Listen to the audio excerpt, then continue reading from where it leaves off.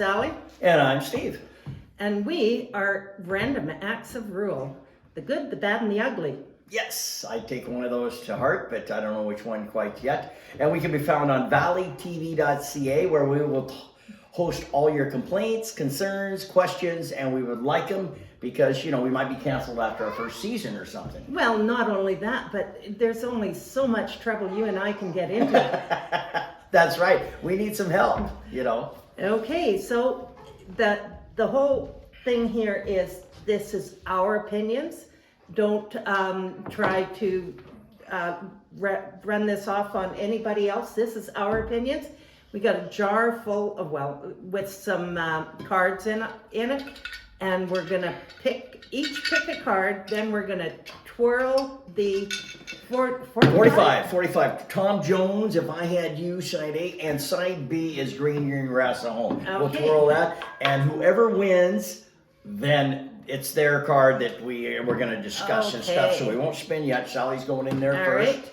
This is a blank. I can't have a blank. You have a blank. That's a blank. Well, you get another draw, but I'll take mine now. Go ahead. You get another draw. Okay. Last time was sort of interesting. On our first show, I drew one of Sally's topics and she drew one of mine, but then she won the 45 flip. So let's see what we're flipping for this morning, Sally. Let's put the cover back on. Okay. I got overdose deaths, which is one of mine. Yes. And I have seniors care, private versus public, which is one of mine. So let's... Those are both pretty heavy topics. Yeah, they are. Ooh, we might need coffee. Okay, pour your coffee. It's yours if you win the flip. What side are you gonna call, A or B? I think B side. You're gonna call B. Okay, if it's B, we're gonna go with seniors care, private versus public, and if it's A, we're gonna go with overdose. Yes. Oh, that's a hell of a spin. It is side B. Sally wins again. Oh my God, this is starting to look rigged. So this one goes back in. Let me put this back in because we're still going to discuss that. And maybe one of these that goes back in, you'll have a question or concern about and would like us to talk about it sooner or later, which we could do too. Yep. You know, we can do by customer request or viewer request. We'll talk on that, but as it is today, seniors care, it's private versus public. You're going to start us off, Sally. I am.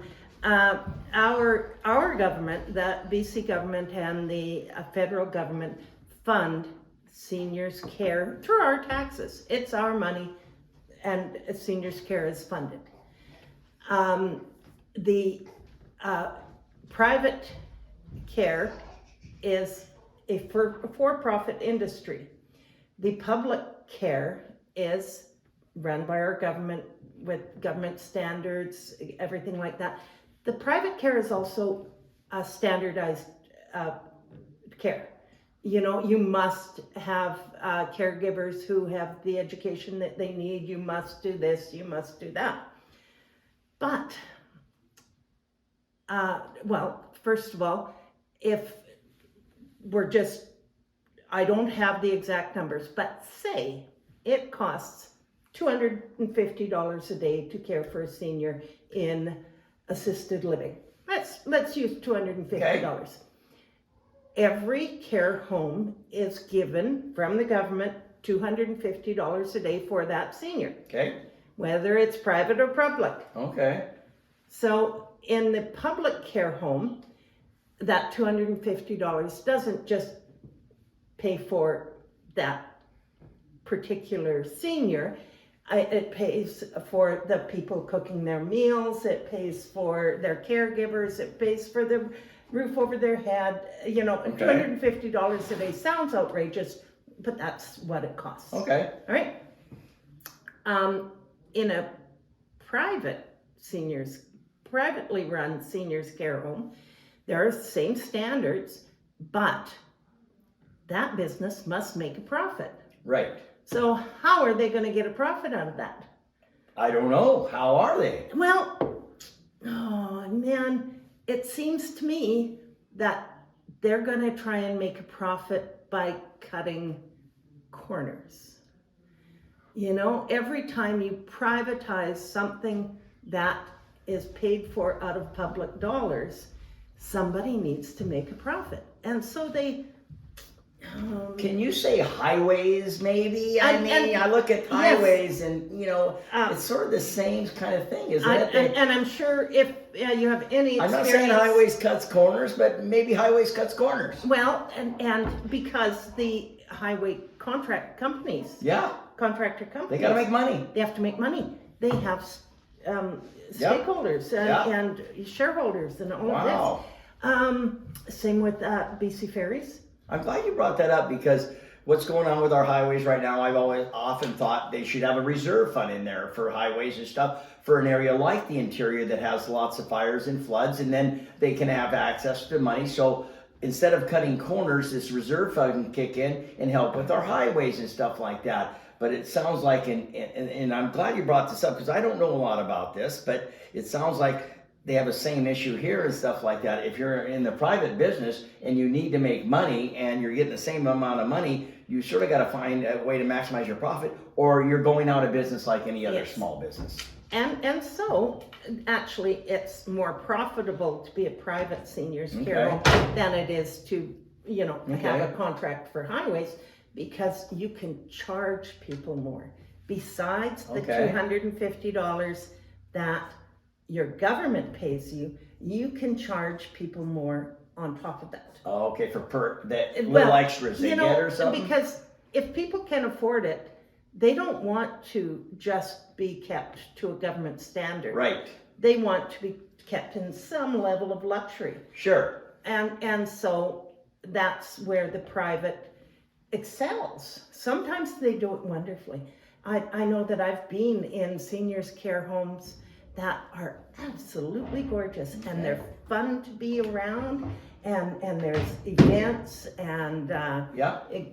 it's fun. Yeah. Well, my mom was in a incredible seniors. It was private, and the things they did there, including music and dancing, and of course the bingo, and even busing them out to the casino and stuff Oh, like that, which my yes. mom loved to do and stuff. I thought, wow. And really seventh heaven. And there was a family sort of a kind of environment and stuff like that. But I don't know that I've been in one that's had some challenges either.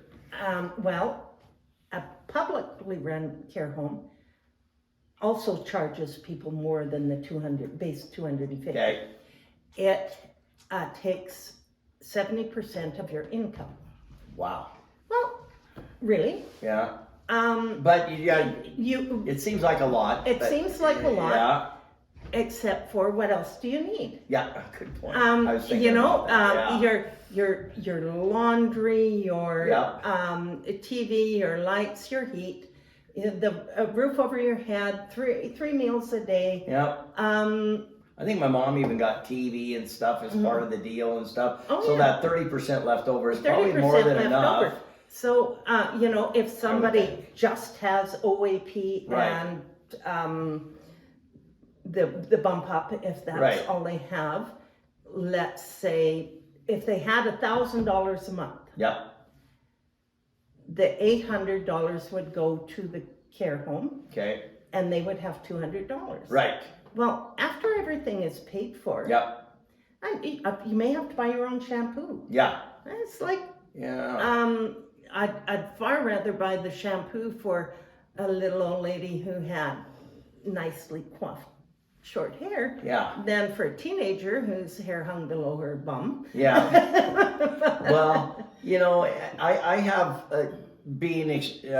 seen the cost of, say $3,500. Let's just put a ballpark, and I know that's the cost because that's what it costs to have mom in the seniors care and assisted living facility and stuff. If you're not quite to the assisted living, it's a little less, but it's not a lot less. So it is. So some people simply can't afford that and stuff. And my mom could, out of her, but it's more than that. When you get there and see the frontline people, and that's why it was so good in our case, because the frontline people there, they had smiles on their face, they're patient. There was some really, I'm going to be politically correct, say some challenging seniors in this place to where you didn't want to get in the elevator with them. Let's put it that Mm-hmm. way, and stuff. But these frontline workers, it goes to our frontline workers too. I mean, we need to give a shout out to them, not only in the assisted living, but in our healthcare, our hospitals, and stuff like that. You know, I very seldom through the many years that I saw them dealing with my mother, did I not see a smile on their faces and a really good, I mean, you get the one that's going to come in there and had a bad day, or maybe that's their natural demeanor all their times, but you know, I know I diverse, I'm going to bill myself. Oh, okay. I'm getting off topic here, Yes. but I just had to throw that in. Yeah. Yeah. And indeed, our frontline workers, our care aides, our cleaners, all of these people Yeah. have contact with seniors every day. And as somebody who I have a lot of contact with Yeah. seniors, I can tell you that it's not always easy. Mm-hmm. And you can't argue with a senior who is not in touch with all their marbles. That's right. Yeah. That's right, that's right. You can't tell them where their marbles are, or should be. And if you do, you're making a fatal mistake, because Yes, it's just yeah. not going anywhere. You're probably going to leave pretty frustrated and Yes, stuff like that. yes. Yeah. No argument So- to be had. Yeah. Yeah. So, but yeah, and that, you know, but it's just a really reality of life that you know, and that's why I think, you know, the more we can get. That goes back to our topic of the last show, is the housing thing and stuff. If we can get more living at home longer, I think that's part of the solution. It's not the solution, but you know what? It's difficult, because depending on, you know, with dementia, Alzheimer's, those are all difficult things to deal with as you age, and it's not possible sometimes to make that happen. It isn't. Our expectations of life being perfect are certainly going to Yeah. change as we age. I have a head start on most people. When I first left home, I had to have 2 or 3 roommates wherever I lived, because I didn't make much money. So if I end up with 2 or 3 roommates, I won't really be surprised. Yeah, there you go. You Yeah, know, yeah. it's like- Or a whole building full of roommates. Well, you know, Yeah, in my I- private yeah. home, I could have Okay. Sure you a can. roommate at the other end of my mobile home. Yeah, And, you know, Yeah. given some give and take from both of us, we could happily live where we could afford to live. sure, Yeah. sure. And I know Paulette my wife used to be a caregiver way back in the day and stuff like that, and went to Spence's Bridge on I think a weekly basis or a few times a week and stuff, and came to the folks home and did the caregiving that way and stuff. So there are all those options where they were able to remain at home. And Is that how she found you? She decided to take care of you? I was homeless, and I was, you know, sort of coming in from the farm after changing sprinklers, and she found me there. Laying, Well, yeah, that's no, good. no, no. Yeah. No, I actually found her in a restaurant in Spence's Bridge when they had the good fortune to move to Spence's Bridge for me. Okay, I don't know yes. about for them. Well, Good you know, fortune for yeah. me, anyways, and stuff. Like Yeah. that. So yeah. So it's a issue that I didn't know a lot about. I just knew about where my mom stayed, and before assisted living, she lived at another place, which was also very good, but no assistance. Mm-hmm. And then she went to the one where she had a little bit of assistance, and then to the third place at the end, and where it was assisted living, long-term care. Yeah. And so I got to see all 3 sort of stages of that movement and stuff like that, and it was really interesting because, I mean, the second place, and they were always sort of involved. My mom liked to tip a glass of wine, or maybe 2 and stuff like that. Well, after she fell the 3rd time, the second place says, you know, here's what we do with some of our folks there and stuff, and you know, you don't want to take their lifestyle away at this point in time, but when we have happy hour, which they had, I think it is every Friday at 5 and stuff like that, we tell our bartender with some of the folks to give them fake wine. And he says, well, what's that mean? He says, well, you just, you know, they think they're drinking wine and they're not. I says, well, I don't know if that will work with my mom. And I tried it. And I says, so I literally she always had a 4-liter box of wine. And so I cut out the top and I dumped in the fake wine in there and put it in her fridge and stuff like that. And she started drinking. She never, I thought for sure I'm going to get in trouble. Never said a word. They served her fake wine at happy hour and stuff like that. She never fell again. And she never got off fake wine for probably the last 3 years of her life. And we're going, the last year she was in Lillooet, and another lovely place where everybody loved my mom, and because she kept her sense of humor right up until the end, thank goodness. And we wheeled her down to the Reynolds, which is her favorite place in the deck at there. And she, I love a glass of wine. Beautiful summer day, and the old server who actually she knew mom from where she was staying, and served us the wine. And my mom was not one to hold back on words and stuff like that, but she always, when she got her a glass of wine, she always says, "Oh, this is just love. Taste this. What do you think, Stephen?" I always tasted it, and she took a sip of that wine. I saw this look come over her face. She just, "Taste this," and she gave it to me, and I tasted. "Oh yeah, Mom, it's horrible." She says, I can't drink that," and I says, "Oh yeah, it's pretty bad, Mom. I'll get this waitress out here and we'll get some good stuff for you," because they had served her real wine. They had served her real wine. So she came out and she did not hold back when she came out. Our server came out and said, "This one, what's in this?" Grape juice had gone bad. Man. And I says, "Mom," "I'm going to go back with you." And I says, "Do you got any fake wine?" I got back inside, and Paulette and Mom are still on the deck. She said, "No, we don't." I says, "Can you do something like ginger ale that looks like wine and throw something else in there and stuff? I'll figure it out." And she figured it out and brought it back, and Mom tasted it, and then she tasted, she gave it to me to take that sip. So very interesting. But back to my point is they took care of the individuals, and my mom was just one story, but there must have been many of those stories to where they're not there just to be, to get them dinner and make sure they're tucked into bed. They're there to sort of tell the family and help the family. So there's a lot of good that goes on there. And I'm so happy to hear that, because sometimes in my job I hear about the bad things. It's easier to find bad stories than good stories, because the people who have good stories, they shut up. Yeah, it is. And that's the way it is in politics too. And isn't that interesting and stuff? You hear about the bad stuff. We were talking earlier about, being around the council table and stuff like that. You hear about these bad people screaming and yelling and ranting and raving. Sometimes they have a good point, sometimes they don't. But you very seldom have one come in and say, "Hey, you guys are doing a great job," or, "Oh, I really like what you're doing over here." Yeah, it doesn't really happen. So on this private and public, I think that we do need to talk about roads. Yes. Yeah, I know. I know what's going on right now. They're doing an incredible job paving the highway from Cass Creek to Spence's Bridge. When I left today to come here, they literally had the 80-kilometer signs set up 1 kilometer outside of Spence's Bridge. Well, they started at Venables Valley, 25 kilometers down the road to the north, or 30 or whatever. The rate at which they're working, to me, is amazing. But I do think privatizing the Ministry of Transportation and the bidding process. My son's a foreman on one of the road crews here locally, and he was saying they had a 10-year contract. That alone, I think, is problematic.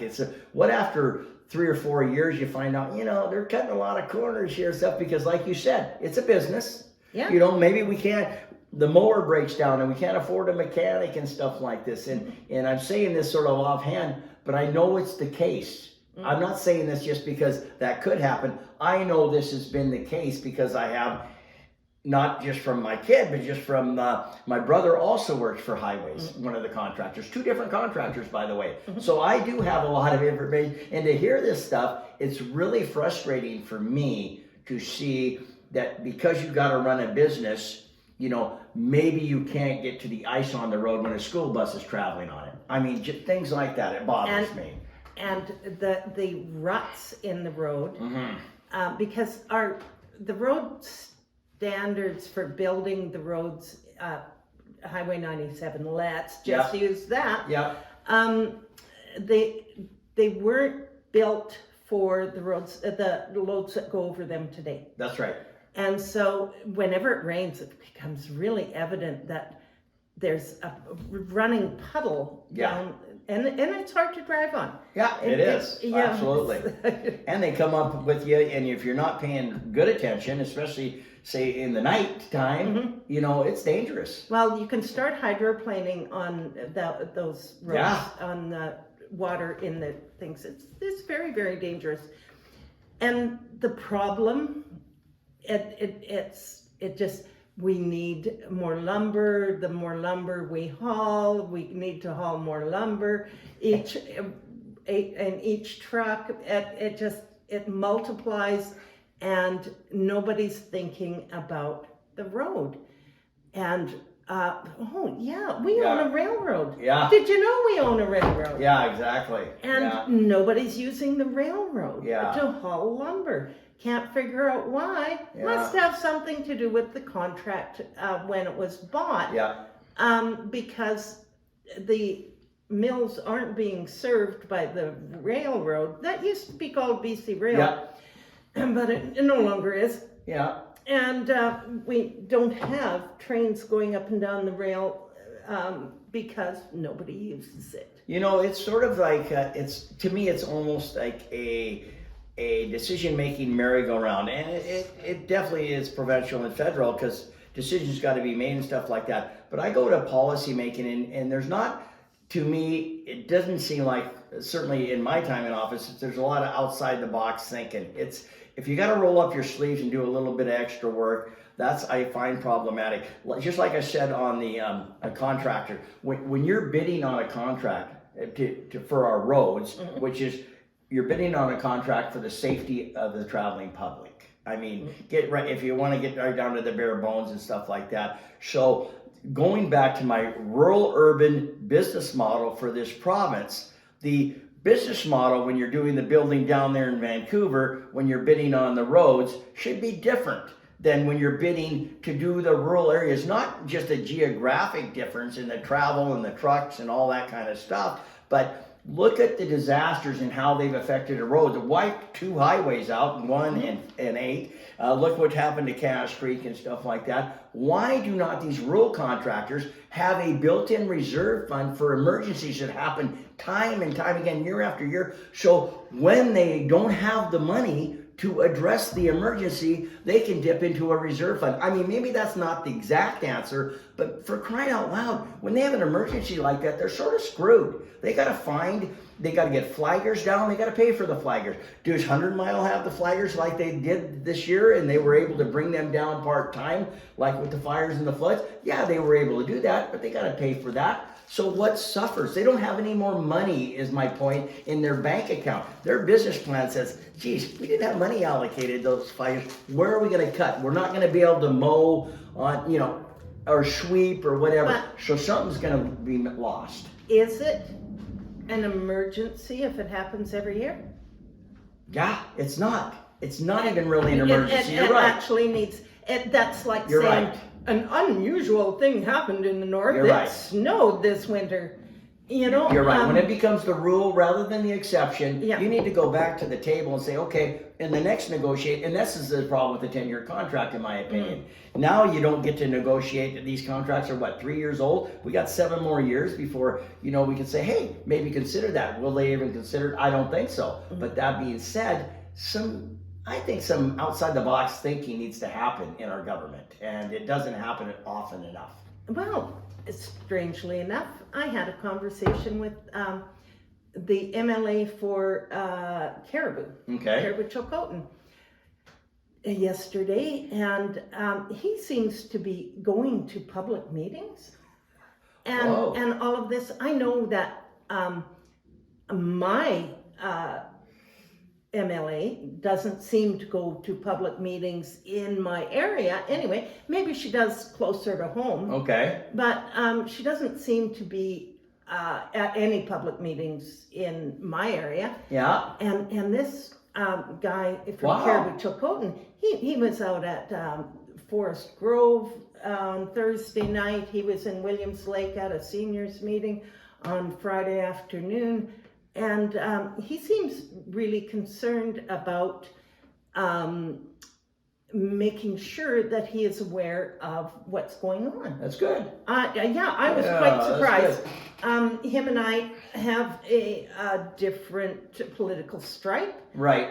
but we have agreed to work together. Nice. Does he weigh in at the meetings, or is he just sort of getting a feel for how the community He- feels and their concerns and that kind of At the thing? seniors meeting, Yeah. he did not weigh in, Oh, that's fine. but he came forward and gave me his card so that Nice. I could contact him about the issue And I that think I it's had. probably better that they don't weigh in because, you're at this public meeting, he's there, he takes the concerns back to his office with him. Sometimes if a politician weighs in, that's, Sometimes it's just politicking. yeah, and the public doesn't really care for that. But if you sit back and listen and then they can see the action coming forth down the road, I think that's probably the best way to handle it, Yeah. actually. Me having a big mouth, I used to weigh in a lot as I got towards the end of my political career there. I weighed in much less because not only do they, I think, maybe respect you a little bit more, but as long as you follow through, then they sort of get it, and stuff like that. Because they really don't like politicians to talk a lot like I did when I first came into office. Well, the first year I didn't talk at all because I was scared out of my brains to even be sitting at that chair. I didn't know what, I think anybody that first gets elected is a little bit intimidated. But after that, you couldn't shut me up. So there you Okay, go. we're taking a wander here. Here we are. We're still talking. We've gone from seniors care, private versus public, Yeah. to you were shy. Yeah, I I mean, know. let's get back on to private versus public. We can go Yeah. as far as to other crown corporations who became privatized. Yeah. And oh my goodness, yes. Yeah, and there's good arguments on both sides. There's some good stuff about both sides, but it's still, when you privatize, then you're getting into money. Well, Making money. BC Hydro strikes me as an example of confusion. Absolutely, they sold off parts of BC Hydro, Okay. like they sold off the part that makes money.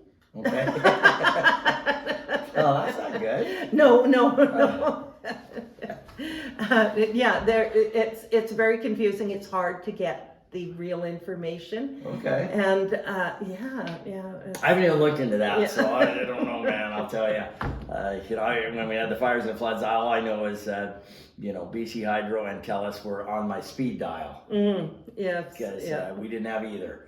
Yeah. No fault of their own. No fault of their own. And I do want to bring back the privatization of highways because once again, the frontline workers out there doing their best to make our highways safe and making it happen and stuff like this. So I never want to give the impression that I think our frontline workers in all these areas are to be commended and stuff. And rurally, we see it, every day. They're out there with us, and I really think rurally it makes a huge difference because I don't know, we might all be the same, but when you see these people out here that are, their family members, their friends and stuff like that, and whether they're holding a flag or digging a ditch or climbing a pole and stuff like that, it just makes me feel like we're in a good place to live, to call home, because as much as maybe the resources aren't there, the people are.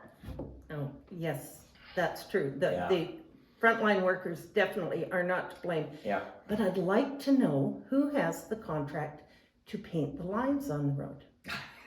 And God, I wish I owned the contract. Because, we used to have a reflective oil-based paint that Right. went on the roads. And the roads got painted maybe every 2 or 3 years. Right. But now, this is a order from the federal government with environment, Okay. that the oil-based paint was toxic. Oh. Well, so is asphalt.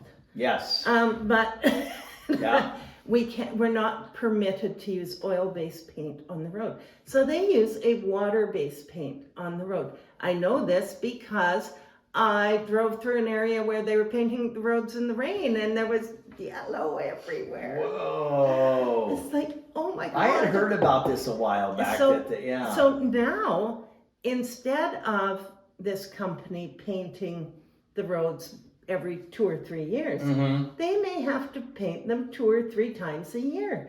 What a cash cow! Yeah. Holy cow! Who pays for that, Sally? Could it be the taxpayers? I think it's the taxpayers. Wait, it might be the taxpayers. I don't know. I don't know. Can I go? Can I expand upon your line on the road thing? But it has nothing to do with the paint.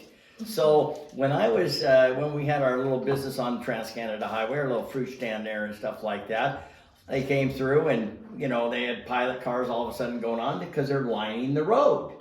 And I went to the head of highways, who actually ended up being a director and a good friend some 10 or 15 years later, recently on the TNRD board, and he was the manager of the roads at the time. And I said, hey, can you line the roads when we're not in a peak season, like August at our fruit stand? Because when you're being pilot carred across the fruit stand, by the fruit stand, you don't pull out and buy anything. We're a fruit stand, we're a seasonal business. We feed our children with our income from this fruit stand, and you've chosen, could we line it in the spring or the fall? Is that a possibility? These are the decisions that, and of course the answer is, well, that's not under my control, which it probably wasn't.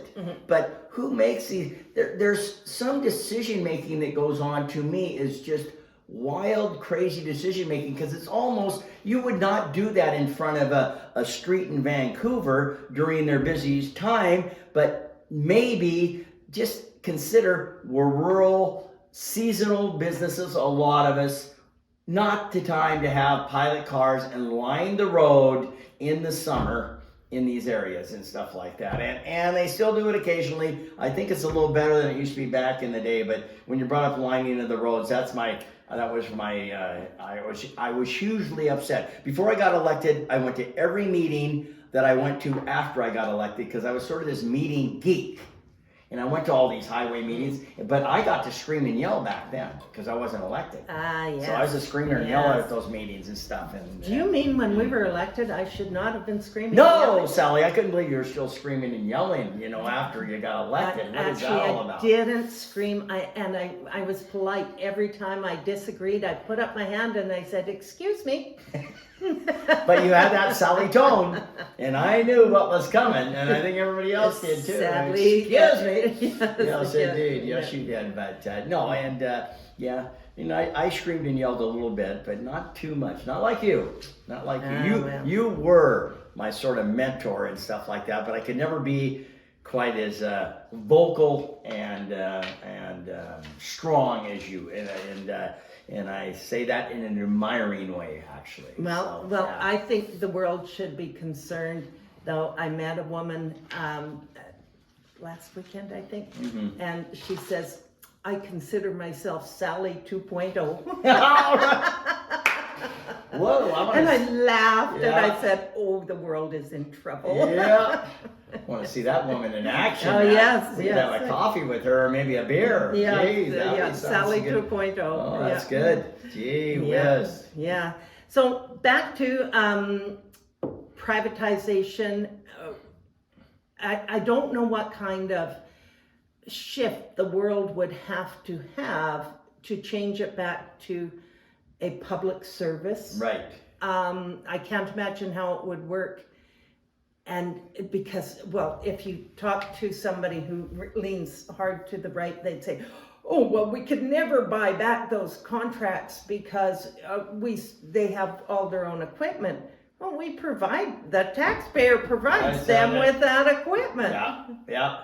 It's funny though, you still hear in the coffee shops, and I'm sure in the back rooms of the rural, highways were great until they got privatized. You hear that mantra still go on and stuff like that. And I hear it from old employees. Yeah. I hear it from everywhere. I truly hear it everywhere. Yeah, and it's not going to probably happen, but like I said, there's probably arguments to be made for both sides, and I don't know. I think the answer is it's probably going to stay the way it is, but the answer down the road is look at handing out these contracts a little bit differently. Make them short term. 5 years, I think is plenty long enough to have a contract. If they're not able to keep our roads well and they've got, and then do an inventory and sort of a monitoring and see how they're doing.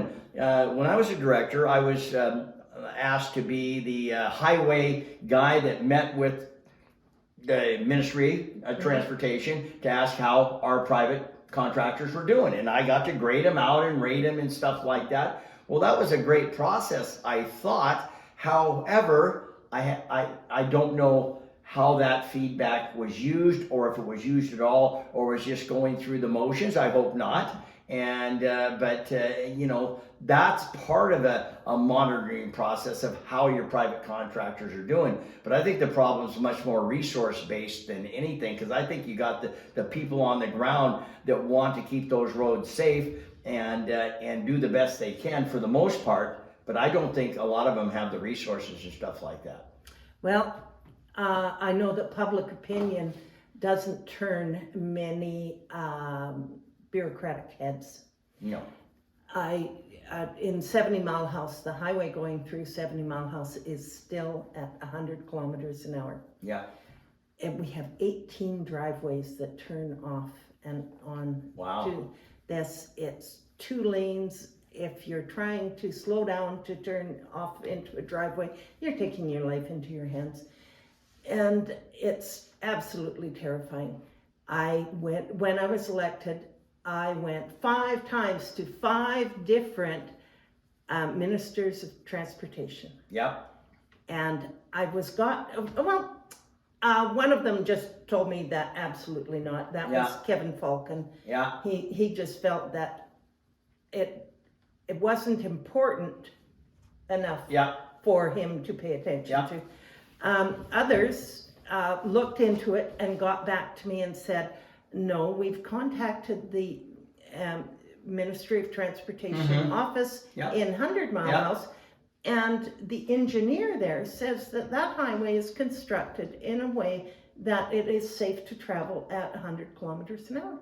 Yeah. And everything just screeched to a halt. Because an engineer said it was safe. Literally screeched to a halt. Our fire truck frequently can't get onto the highway because with lights and sirens, they still can't get a break in this 100 kilometer an hour traffic to get on the highway. And I was at one of those meetings that you were at and stuff like that. I still remember that meeting, and I'll tell you, this lady can make a pretty good pitch to a minister and stuff like that, and she had me convinced. But she didn't have the minister convinced that we needed to lower that speed limit out there. And I hear it all the time. You know what? Well, we don't have the votes in rural, there's not a many, and maybe that's not true and stuff like that. But it certainly seems in cases like this, and certainly seems, I went to minister's meeting every time about the steelhead. World-class fish.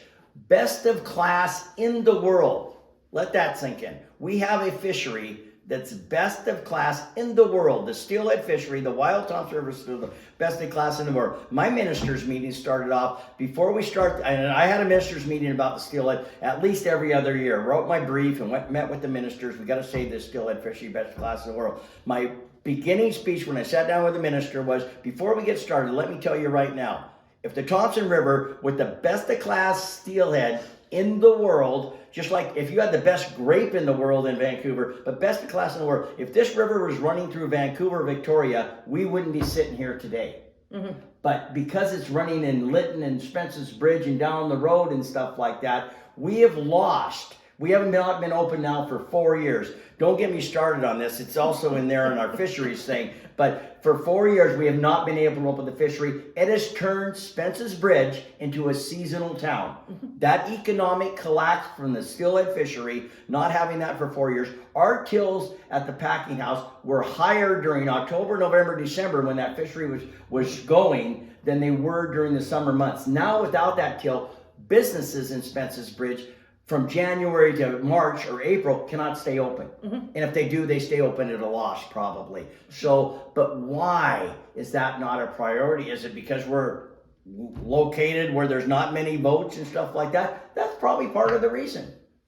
And God knows it isn't because we weren't squeaky wheels, because we were. Yeah. Yeah. Yeah, I screamed and that's when I did scream and yell, and then I went into my arguments and stuff. The steelhead's a provincial fish, and the netting in the Albion and for the test fishery is a federal because it's about salmon. And to get the federal government and the provincial government together to get a solution was impossible. It just never happened. And we know that that's what happens, has happened to the restructuring of Lytton. Mm-hmm. You can't get everybody to the At the table, table. making concrete decisions at the same time. Nope. And let's face it. What anniversary you got? What's it? June 10th today. So in 20 days, we got the 2-year anniversary of Lytton burning to the ground in less than an hour and stuff like that. And you drove through Lytton, which I just did the other day after a soccer game with the little kids in Lillooet, and drove back that way and stuff. And I'm telling you, there's nothing there. I know. And I heard there was not one building permit pulled. Whether that's true or not, I don't know. Secondhand information, but still, why wouldn't people be angry and frustrated? Oh yeah. Yeah. Oh. Absolutely. So now we've beat up the feds and the province and there should be a good story out there about something. Let me see. And there are good stories. There are good stories. There's great people, there's good stories, and rural makes, we've had a lot of lemons in our area. Look at what's happened to Cache Creek, and of course the fires and the floods, and more recently, rural people have a lot of lemons in the last 3 years, and they make a lot of lemonade and stuff like that. I think we made a vat of lemonade out of these lemons, and that's the good news story, is the people sort of pick up the pieces again and help each other and have each other's back. And we make a bad story good, and that is why we live rurally too and stuff like that. That's the beauty of being here. You can just look to get your phone, or actually now it's probably do a text. My kids say, "Why do you call me, Dad? Just use the phone and stuff. Text me and stuff." They don't, they don't like phone calls anymore. So I'm starting to learn that learning how to okay. text. But yes, at our age, we're texting like this. Yes. We aren't able to do the thumb thing. No. I need fast text, like, and I have to get a kid. Yeah. And I need to navigate But something. Yeah. Most of our phones, you can talk to Google. I know. And talk into your text. Every once in a while. Your elocution had better be good though. Yeah. Every once in a while. You can say some outrageous things if you mutter into your phone for a message. Oh my goodness, I've received some of those messages. Yeah. I'm afraid to learn how to talk into my phone because I talk so much. Oh my God. And I don't like texting and stuff, so it keeps me short. Yeah. And people like it when I'm short-winded, not long-winded. So there you go. Yes. So I have gone to the text, and when she starts talking to me, sort of out of the blue, every once in a while she starts, saying and talking, and I'm going, how does that happen? So I still haven't figured out my phone, but I can text and I can Google and I can take pictures. Okay. So well, that's very good. Let's do a shout out. This is great news. Mm-hmm. Graduation. I was one on day before yesterday, and then another one last night for Amira and Matthew and all the graduates out there. I'd like to say congratulations to the class of 2023. You've done your 13 years of school, and whatever you do next, may there be success in your future. And indeed, congratulations for that. And I get to go to my 50th grad anniversary next weekend. Are you kidding? Yeah. Whoa. It's so cool. And, I didn't go to my 10th, and I did go to my 20th, but there were, you may have noticed that I'm kind of a long memory, and I may bear the odd grudge. So I did take the opportunity to tell the high school football hero. Oh gosh. No, we all had name tags with our maiden names on them, and he looked at mine and he said, "Sally Watson, I don't remember you." And I says, "Oh, I remember you. Nice to see you're still getting your shirt stuffed in the same place." and I walked away. Oh, okay, Sally. That was at your 20 or is this? That's at my 20. Okay. So, 30 years later, I hope I have mellowed. Yes, Yes. maybe so. It's funny because I went to my 20th and never went to any till my 50th, and I went to my 50th. I think it was last year or the year before. It doesn't matter. And very, very interesting going to your 50th. I'll tell you that. So there's a lot of bald heads. Well, I at least kept my hair. That's all I have to say. Yeah. And stuff. No, not that bald heads are bad. I was just hadn't seen any in the same compact room that many in one All those time. shiny So yeah. heads. So anyways, yes. yeah. So 50 a year was pretty interesting, and I'd hopefully, will be around for my 60th. Who knows? I can remember walking into a room and standing there looking like this, and somebody says, "Who are you looking for?" And I says, "A tall, gray-haired man." and they all were. Yeah. Probably a short one or two in there too. Yeah, that's it. Yeah. Yeah. No, it's funny though, after the 50th year, I had 5 friends in high school, literally 5. We were sort of in the middle. We didn't hang out with the hoodlums and we didn't hang out with the cool jocks. We were sort of right there in the middle. We went to the movies and the El Cheapo Drive-In, I remember his name, $1.99 a carload for the El Cheapo Drive-In. We got a case of beer and we yelled at women walking by through the window and tried to entice them with beer and stuff like that. It Wow, what didn't work. cool guys. We failed miserably, but it was fun. Yeah, And we drank a lot of beer. Yeah. The driver didn't drink any beer, of course. Oh, of course not. No. To no, be no, clear. No. Yeah. And you wore all your seatbelts. Yes. And we wore all our Yeah, seatbelts. yeah, Did we yeah. have seatbelts back then? You may not have. Yeah. Yeah, And- I don't know. And a DUI wasn't exactly that same thing either. Hey! Yeah. Let's tell a funny story. So El Cheapo Drive-In and stuff like that, and there was 4 of us, and I won't mention the names because so we had our case of beer. And by the way, a case of Rhinelander beer back in the day cost like $2.99. That and a case in the States was 24 beers. So we had a lot of beer and stuff like that. And we got in there. You don't go there to watch the movies for sure. It's $1.99 a carload. 50 cents a piece. And so so we got lucky this night. We got lucky. We had 3 girls in the car Wow. with 3 of us guys, and my very best friend Mike. He did not have a girl.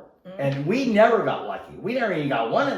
What? We're on a roll. Well, Mike wasn't on a roll. And so we're doing our thing in the car, the old movie makeout thing in the car. And I don't know, it must have been 10 minutes later. Here comes this girl just running by the car, just flying. And no more than 10, 15 feet behind is Mike. He's chasing her through the parking lot. We obviously had way too much to drink. And you know how the speakers went to the window? Yes.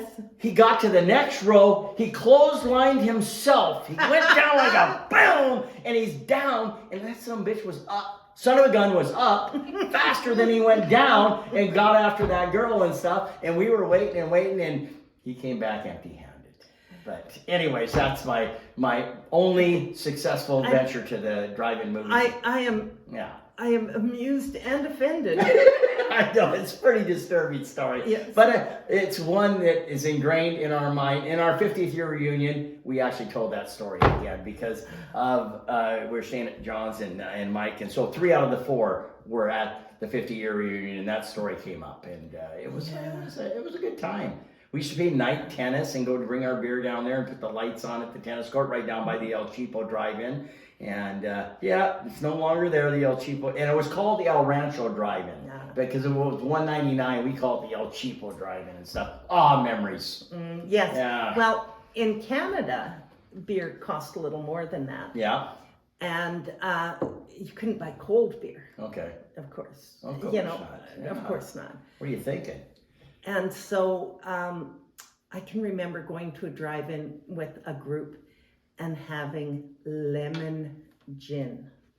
Okay. Lemon gin. Sounds dangerous. Oh, it was horrible. Okay. And of course, no, you couldn't buy ice. You had warm 7-Up with lemon gin. And just the thought of it just has me heaving. But lemon gin was supposed to be panty remover. Oh, I see. Okay. Oh that my kinda, goodness, okay. yes. Well, And it was so horrible. I mean, girls might have had one drink and then they, oh no, never, never, never, and all of this. It was a myth.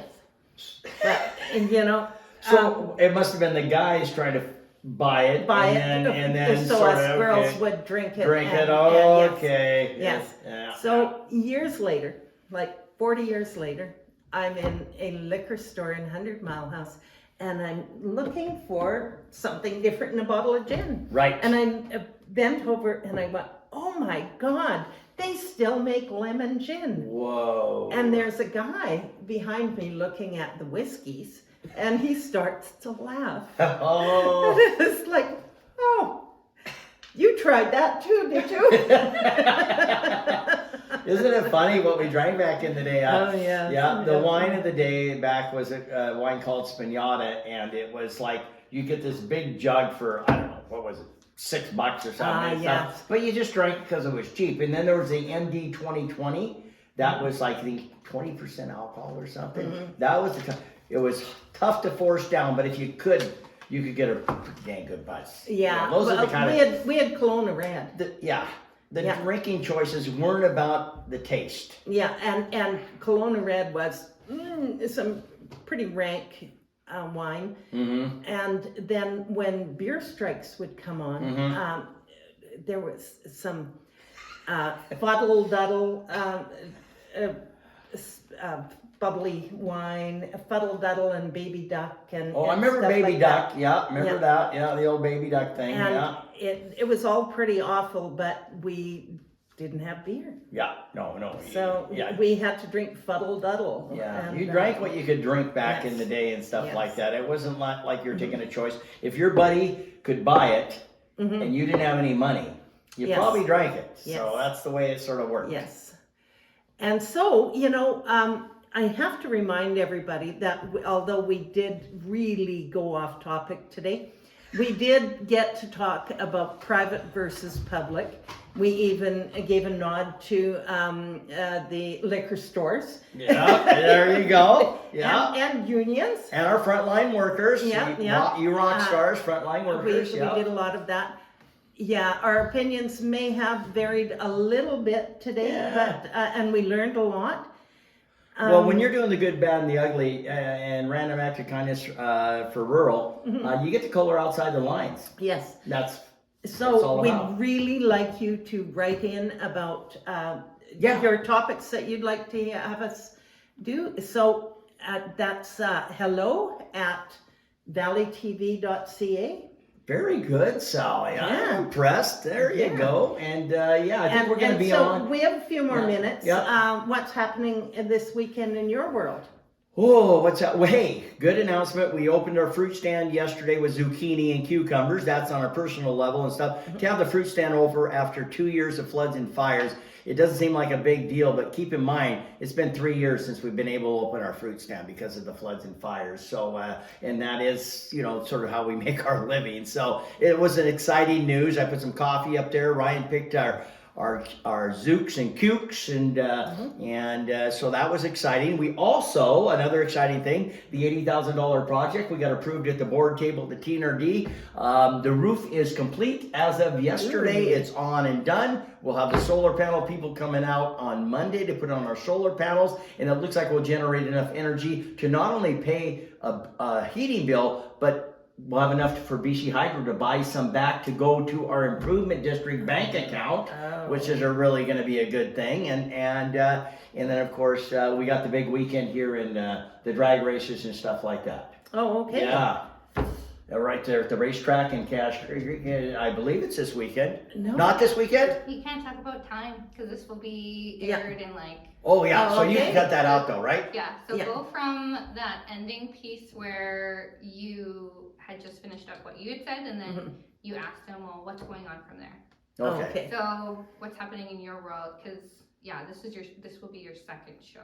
Oh, Okay, sounds good. So and not Think- I timely, can't not reference timely? time frames.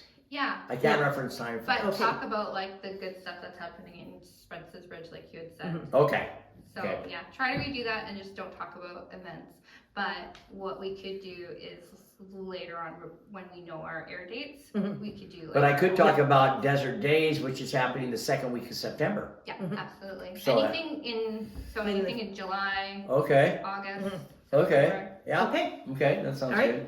so what's happening in your world, Steve? Well, of course, our annual Desert Days, I think we're into 12th, 13th year or something like that. And being the MC and sort of the co-founder of Desert Days, I should know that answer to that question. But it's always the second week of September. And I believe that's the 8th and 9th this year. And we're very excited, not only with it, we're getting a new roof and solar panel, and it will be there by Desert Days and stuff. So our solar panels. We're also have a new irrigation system that we got through the Community Works Funds and the TNRD.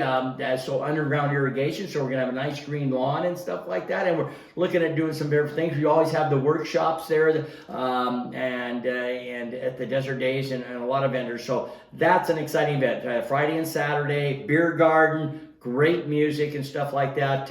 I'll give you the music lineup when I have it at a later show as we get closer to the event. And you know, so that's the big event in Spencer's Bridge. And, you know, other than that, just the normal, everything's opening up the farms, opening up the fruit stands. And, oh, I can't do that. Yeah. In 70 Mile House, we're in mosquito season, Okay.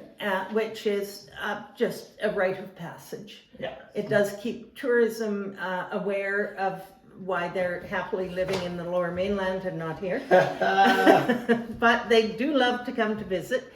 I talked to a guy who was going to do some fogging of the area for an event. Yeah. Fog for mosquitoes. His fogging was with the essence of garlic, and one of the neighbors has a deadly allergy to garlic. Oh, gosh. So we couldn't fog for mosquitoes. Oh, man. So yeah, being aware of the people in your environment is really, really important. Yep. Yep. Mosquitoes are an issue for sure. And actually in our area we got grasshopper. We're gonna have a big bad grasshopper here. I can tell already. Now that they're grown up into teenagers.